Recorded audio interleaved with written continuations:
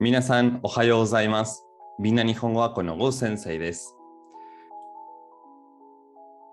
Bien, en nuestra última clase estuvimos viendo cómo hablar sobre nuestro Yumi. Si bien estuvimos trabajando con esto en el nivel anterior, que aprendimos a decir Watashi no Yumi wa sustantivo desu, por ejemplo, ryoko, ryori, eiga, dokusho. En este caso aprendimos que podíamos utilizar un verbo, pero no lo podíamos utilizar así nomás. Teníamos que conjugarlo en una forma especial. Esta forma es jishokei. Para aquellos que no estuvieron presentes o que les quedó duda, voy a volver a repasar cómo es que se conjugan los tres grupos de los verbos y después explicar cómo es su uso. En este caso tenemos de nuevo los tres grupos, los mismos que utilizamos para la forma T, los volvemos a utilizar para la forma jishokei, forma diccionario. Tenemos grupo ichi. En el grupo ichi teníamos los verbos que terminan en la fila del sonido I. En el grupo 2 teníamos los que eran terminados en sonido E antes del más y algunas excepciones del sonido I. Por ejemplo, imas de estar, okimas de levantarse, orimas de descender, mimas de mirar, abimas de ducharse, ¿sí? Y en el grupo san tenemos el verbo kimas de venir y los que sean sustantivos más shimas o shimas solito. Bien, en grupo ichi dijimos entonces que teníamos los verbos que terminaban con sonido i antes del más. En este caso lo que tenemos que hacer, como bien dice Tanuki, es movernos a la línea del sonido u. ¿Qué significa esto? Por ejemplo, tenemos kaimas. ¿En qué sonido termina antes del más? En i. Entonces, si yo viniese a esta fila, si a la de las vocales tenemos a, i, u, e, o, nos vamos a mover a la línea del sonido u. Es decir, a esa i la vamos a reemplazar por u y vamos a quitar el más. Entonces, kaimas nos quedaría kau, machimas, matsu, torimas, toru, nomimas, nomu, asobimas, asobu, shinimas, shinu, kakimas, kaku, oyogimas, oyogu, hanashimas, hanasu.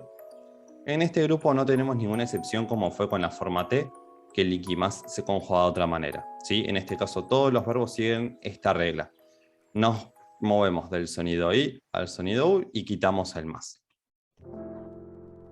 Todos estos verbos, como quedan así conjugados, serían el primer grupo del jishokei. Grupo ni tenemos los verbos que terminan en sonido e con sus excepciones. Por ejemplo, lo que vamos a hacer es quitar el más detrás del verbo y agregar ru simplemente. Entonces, tabe más nos quedaría taberu.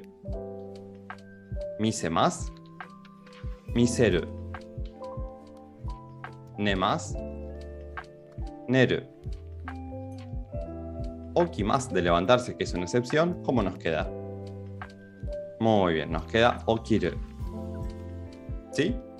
Y en el grupo 3 tenemos el verbo kimas de venir con shimas o los derivados del sustantivo más shimas. Kimas va a quedar kuru. Shimas, suru. Sanpo shimas, sanpo suru. Y así todos los otros verbos como benkyou shimasu, benkyou suru, kaimono shimasu, kaimono suru. ¿Sí? Ahí. Estas serían las tres formas de conjugar dentro de jishokei cada grupo. ¿Sí?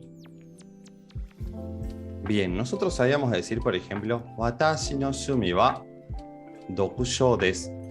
Watashi no shumi wa ryokou desu. Ahora lo que vamos a hacer es especificar un poco más. ¿Cómo? Utilizando un verbo. Pero ese verbo tiene que estar en jishokei más el koto.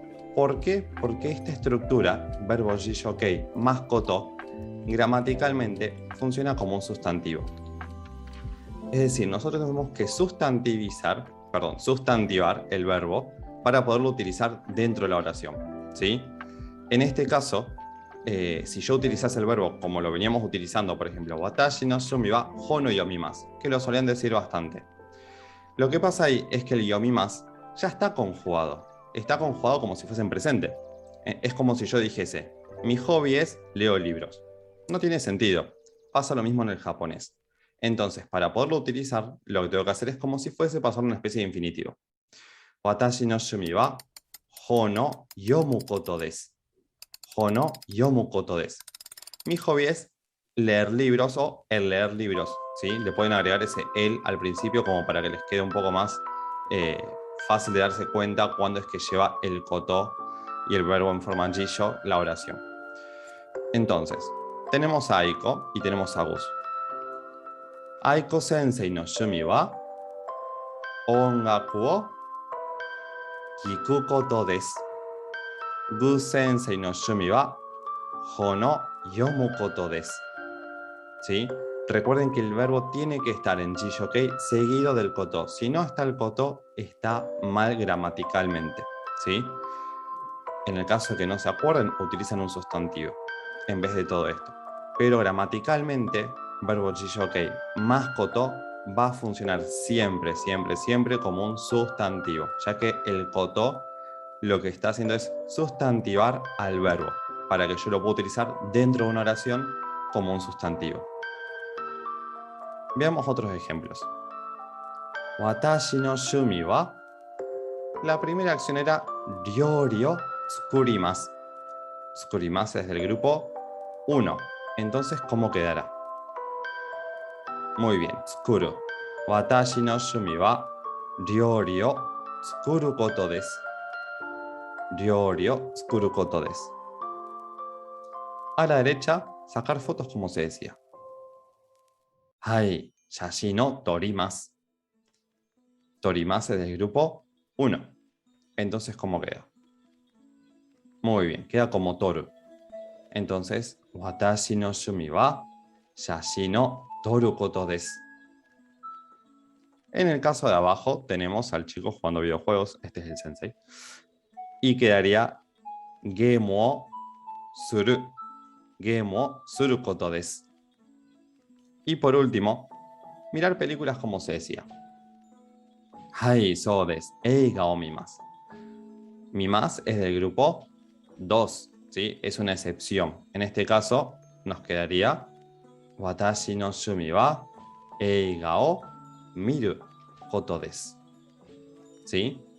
Así como hemos visto ahora que dentro de lo que es el shumi, cuando hablemos sobre nuestro hobby, utilizamos el verbo en jishokei más koto para sustantivar el verbo, lo vamos a poder usar en otras estructuras más adelante, así que es importante que recuerden que siempre que yo uso el verbo seguido del koto, funciona gramaticalmente como un sustantivo. ¿Sí? Si no, quedaría watashi no shumi wa ryokō shimasu. Mi hobby es viajo por el mundo. Queda mal, ¿sí? Si bien se va a llegar a entender lo que estamos tratando de decir, suena muy indio, ¿sí? Tratemos de ir corrigiendo a poco esos errores e ir practicando la forma jishokei. Ya, minasan, ganbatte kudasai.